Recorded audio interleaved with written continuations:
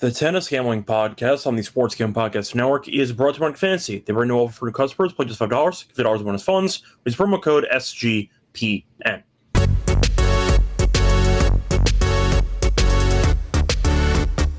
And welcome, everybody, to the Tennis Gambling Podcast here on the Sports Gambling Podcast Network. It is currently early Tuesday morning, December 23rd, around 2:40 a.m. Eastern Time. I'm Rosso with Scott Reichel, once again going solo for this pod. Time to get into the preview of Tokyo. We are hoping to get outrights for Beijing. Unfortunately, didn't happen, so we are going to go solo with Tokyo here. Then we'll break down Beijing in a separate episode, but for this one, only one event to get through, so it should be a short episode nonetheless. No quarter odds either. Now, I was going to record this episode later on in the day. However, the problem is I'm pretty busy on Tuesday, so I had some free time early in the morning. Thought, why not? We'll knock it out. So instead, we're going to do one tournament only for the preview, and we are going to have no quarter odds as well. So it should be pretty short, but still, hopefully you end up making some money, and hopefully we end up making some money finding some outright picks for the event. Now, also worth mentioning, before we get into the actual tournament preview, a reminder that's brought to you by our actual app, which you can download for all of our free picks and podcasts. So if you want to check out SGPN with all of the free picks and content that we have to offer, check out the app on the App Store. And once again, you can find all of our picks and podcasts in one easy location. Plus, a reminder, if you want to actually help support the show, like, subscribe on YouTube. A reminder, you can also leave a rating and a review on Spotify or Apple. So podcasts available in video format or audio format. Videos available on YouTube and the SGPN Twitter account. So we do simulcast there. But if you want audio only, that's fine. Check out Spotify or Apple and leave a rating and a review when you do check out the podcast there. Plus, a reminder, check the merch store on the SGPN website. We have a lot of great merch for tennis. We have shirts, sweatshirts, and mugs. High quality, very affordable. Check it out. Think you'll like the options we have there on the merch store. So, nothing to actually recap for the last episode because we did an episode for the final matches in Chengdu and Hangzhou. They haven't happened yet, so nothing to recap there for the lock and dog. If you want my thoughts on those matchups, check out the episode for this one. But once again, we're going to be doing a full tournament preview in this one. Now, instead of doing the recap for the lock and dog, thought I would maybe dive into some random, I'd say, news that was going on for tennis. Shouldn't take long, but still worth mentioning some stuff. So, mentioned before in the last episode that you saw Team World beat Team Europe, mainly because Zverev was god-awful in the event, and Fritz went God mode. Now, for the women's side, you saw Italy beat U.S. in the Billie Jean King Cup, so nice job by Paolini to clinch it for Italy. Besides that, Haddad Maia decided to end her season early for health and recovery purposes. Does it matter? Not really. I don't think she's that good anyway, but the point is she ended up ending her season early for just an extra break entering next season. And I'd say the main storyline involved an auction, actually, which was Andy Murray. His racket from the 2013 Wimbledon title match ended up selling for $73,000. So if you have decent amount of money to spend, you could have spent it on an Andy Murray racket, but either way, did sell for $73K. For the women's side, by the way, I forgot to mention that Swiatek did end up winning the Korea Open. Good for her. Went 3 sets, did drop the first set handily, then bounced back and won 7-6, 7-5. But either way, Swiatek wins again. What else is new? But that's basically it for the actual tennis news. So moving on to Tokyo. For the actual recent winners of the event. So this one is going to be a pretty entertaining tournament based on the names that are mentioned. And you have some questionable, I'd say, spots for guys who off the Laver Cup, maybe you're going to be fatigued or not. We'll see. For example, you have Alcaraz and you have Fritz and Rune's in there too. Decent amount of guys who are actually in the Laver Cup, so we'll see if fatigue plays a factor. I believe it did last year, so we'll see if that matters, but worth mentioning, a couple of people from the Laver Cup are starting to resume their ATP schedule. We'll see if it impacts them at all for this one. So for the recent winners here, you have Fils, who ended up beating Humbert in a very fun tournament last year. You had Shelton to beat Karatsev the year prior, and Fritz did beat Tiafoe the year before. So you have seen serving play a factor. I wouldn't say that it's an end-all, be-all, but having a good serve helps, and that's why Shelton and Karatsev and Fritz all made it far. Point is, though, Fils did win an epic against Humbert last year, also won an epic against Rune the round prior. So Fils was on a very impressive run, and we'll see if we can see a similar, I don't want to say Cinderella, because it sounds disrespectful, towards Fils and Humbert, But we have seen some unexpected finalists here with Karatsev and with Feeds winning the whole thing. Maybe we'll see a Cinderella take it in this one, but who knows? So for the actual outright odds here, looking at the options, you have Alcaraz at minus 175. You have Fritz at 5-1. Makic is at 18-1. You have Rune at 22-1. Ruud is at 22-1 as well. Tiafoe 25-1. Shapo's 25-1. Munar 28-1. Nakashima 28-1. Mickelson 28-1 as well. Humbert 28-1. Berrettini 35-1. Brooksby 35-1. Diallo 40-1. You have Korda 40-1, and you kind of get the point. So, looking at the actual draw before getting to the actual picks for the outrights. So Alcaraz is also off the Laver Cup. I wouldn't say that his workload was that crazy in it, but we'll see what happens. Now he's against Baez in the first round. No buys here. But I mean, Baez on a hard court is basically a buy. But everyone is playing. There is no immediate pass into the second round. Everyone is playing in the event, which is pretty cool. Now, for the path itself, you have Tabilo, who might be the matchup there in the second round, who's off of the final in Chengdu. We haven't seen if he won or not, but the point is fatigue can play a factor. Tabilo, I don't think is going to end up withdrawing because it is 500 prize pool money, but he might be out of gas, and Bergs might beat him in the first round.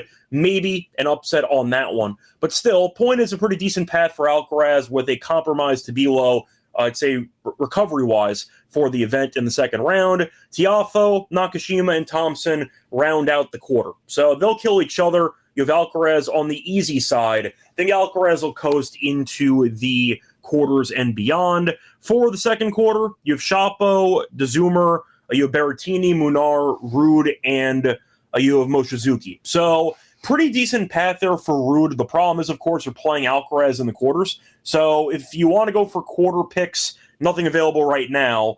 I think that's going to be pretty chalky between Ruud and maybe Shapo. But Shapo, I know, can be a head case. Altmaier can be tricky, as he made a pretty good run there in the U.S. Open, beating Tsitsipas, etc. So maybe you see Altmaier be a Cinderella. I don't trust Berrettini with his durability and with his lack of, I'd say, reps recently. Saw him lose to a lucky loser in his first match back since Wimbledon.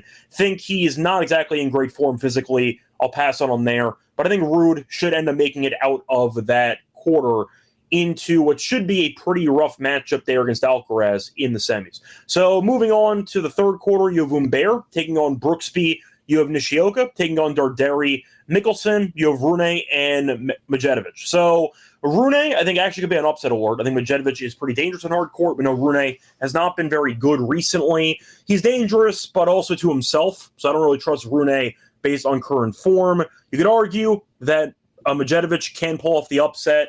I'll put it this way. I would have seen shocking upsets in the past. This is not one of them. I think that Medjedovic can pull this off. Mickelson doesn't really scare me at all.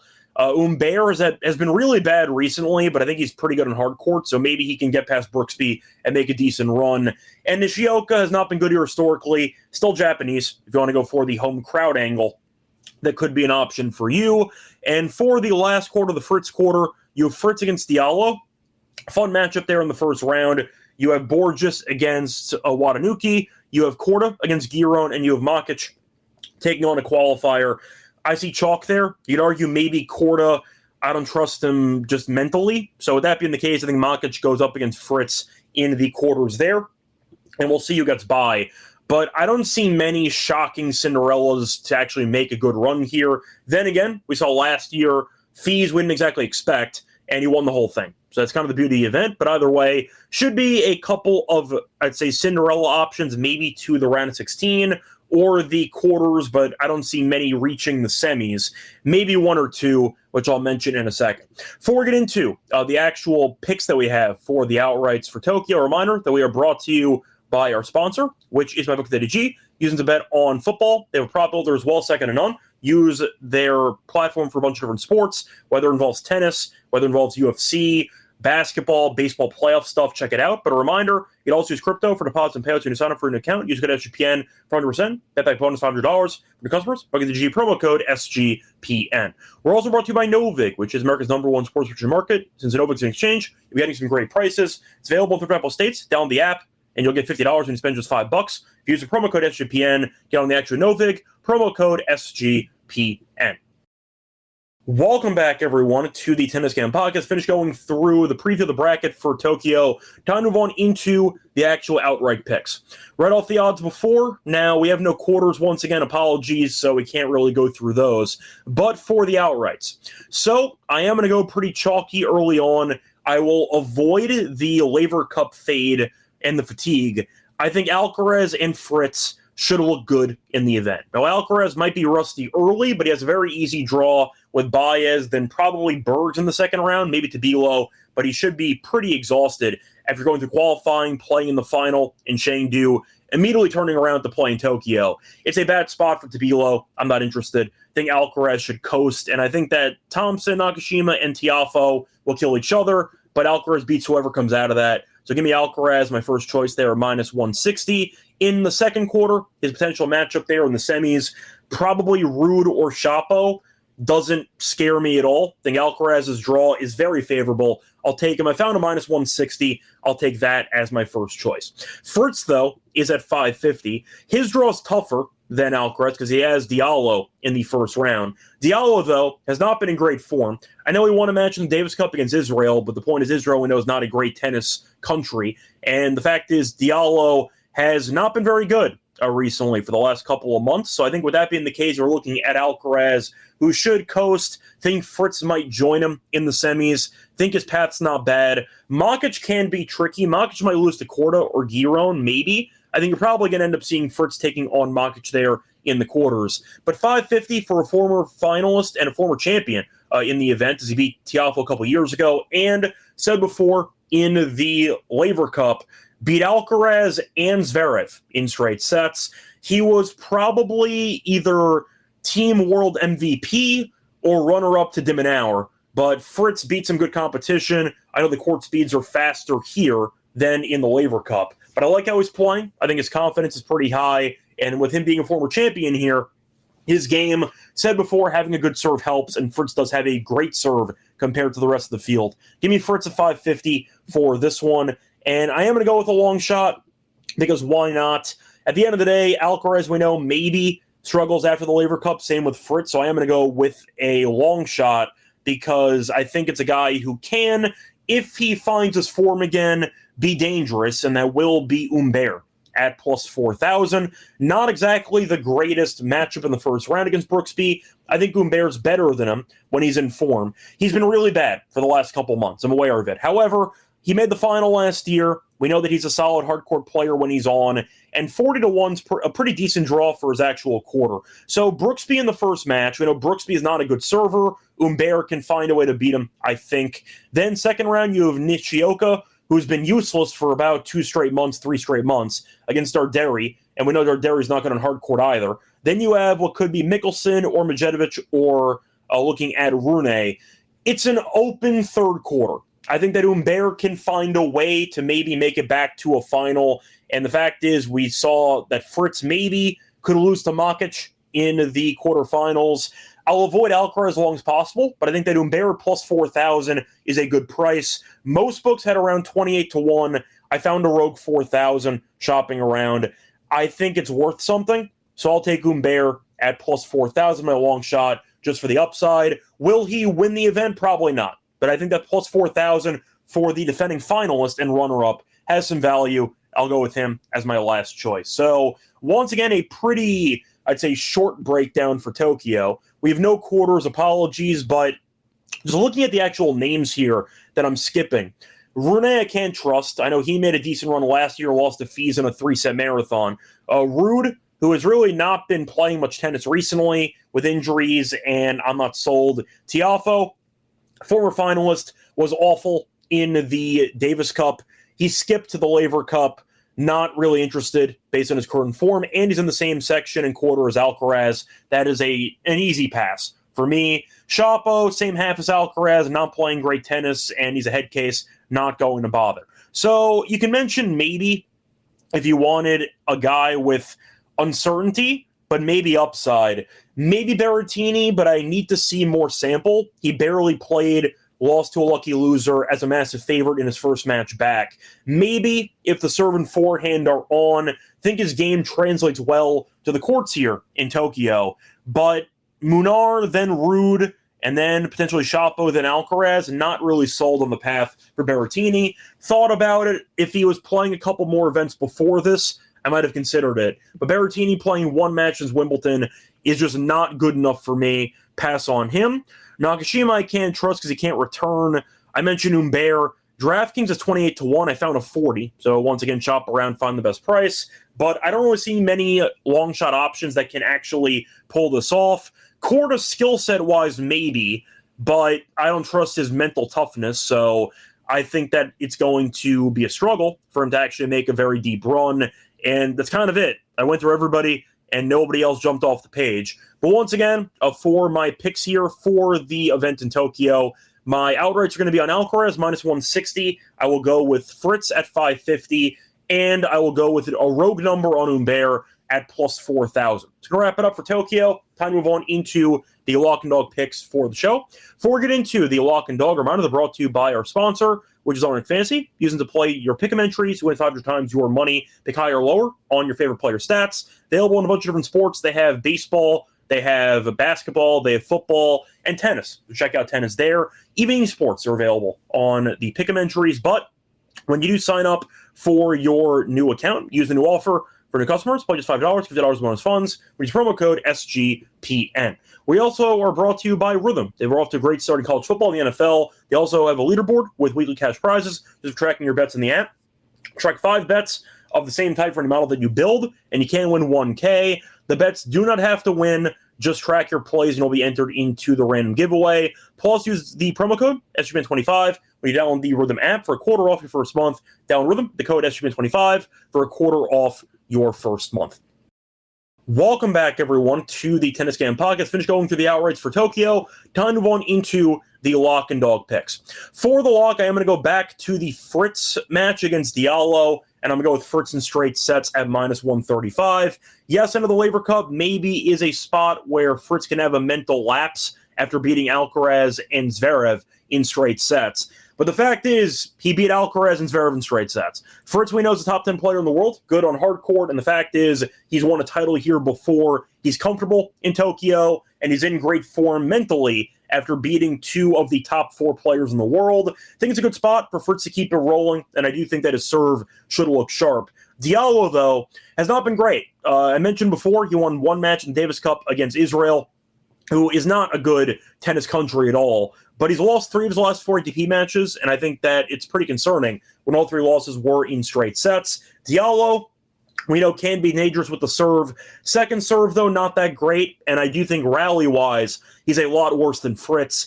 It's a bad matchup. Faced off on hard court in August. I believe that was in Toronto. So that was in Diallo's home country of Canada, and Fritz buried him. So I do think that Fritz is a bad matchup for Diallo. Yes, they had a marathon in Wimbledon earlier this year, but they faced off in Toronto, and Fritz not only won, but he only lost 6 games. Diallo got absolutely buried. So the fact is, Fritz proved that he's a better player than Diallo. I think he'll look good on hard court again in an environment that he's used to because he's won a title here before. Give me Fritz in straight sets at minus 135 as my lock for the show. For the dog, I said before, this guy has not won a match for about 2 or 3 months, but I think the price is very generous with the actual environment in Japan and with his recent form, I'd say being misleading after watching him lose to Struff in the Davis Cup. I am going to go with Nishioka, money line at plus 150. However, take this on a book that does void retirements if you can find it, because Nishioka, we know, is very prone to retiring mid-match. However, Darderi is a minus 175 favorite, despite being 4-12 straight up in his last 16 hardcourt matches. We know that he's a clay specialist. We know that he is not good on hardcourt at all. Maybe gotten a little bit better in that area, but the fact is 4-12 straight up, and he is minus 175 against an underdog who's in his home country. So I do think that the crowd will be against him. I think his form is okay at best, but not a great overall hardcourt player, and not great against lefties. Darderi is 3-5 straight up in his last 8 matches against lefties, and of course Nishioka is a lefty. Nishioka, though, being Japanese, should have a lot of crowd support for this one, and said before, did lose a hard-fought battle against Struff in the Davis Cup. Very close. Struff was able to fight off every breakpoint. 10 breakpoint chances missed by Nishioka. Nishioka, by comparison, only faced 3. Thought he played well. So after retiring against Zhu in the previous ATP match, I thought he looked good. Yes, he fell short against Struff, but Struff we know is a pretty dangerous hardcourt player when he's on, made a good run in the U.S. Open, and Nishioka took him to the brink, went to a deciding set. Think that he might have found something in that match. We know Nishioka is a solid hardcourt player, and it's where most of his success comes from. I'd describe him as a hardcourt specialist. End of the day, yes, he's lost a ton of matches in a row. Think he's lost like 12 in a row. It's pretty ugly, but I think plus 150 for this environment against Darderi, a clay specialist, is a good price. I'll take that as my dog for the show. So once again, the lock and dog picks. The lock's going to be on Fritz straight sets against Diallo at minus 135. For the dog, I'll take Nishioka to snap the losing streak. Give me Nishioka on the money line at plus 150 against Darderi. It's going to wrap it up, though, back once again for Beijing, because we broke up the outrights into 2 episodes. So stay tuned for the Beijing preview episode. Till next time, I'm on Twitter as Radio. Good luck to all of you and all of your bets. Bye, everyone.